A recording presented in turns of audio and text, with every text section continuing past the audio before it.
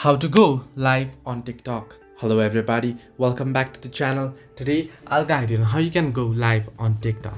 Now the first thing you need to know is that you'll have to have the minimum of 1000 followers in order to go live. Now make sure you have 1000 followers first.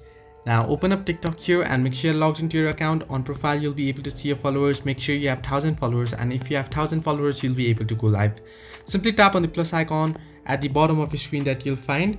Now here you can see a filter here, but essentially or most probably you'll find the plus icon there, and then swipe all the way to the right at the bottom of the screen until you find the option live, and here you'll find the option go live. You can select the title here. You can see change title, you can add topics, add live goals, and then you can add effects and search, and you can change other settings and simply tap on go live through device camera.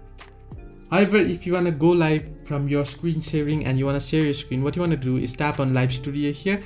However, you'll have to get some access, and to get access you'll have to have certain requirements. You can see you'll get 70 days free trial access. However, you'll have to have certain live hours here. So this way you can go live on TikTok. Hope this helped you. Do like and subscribe, and do not forget to leave a comment down below if you have any further issues.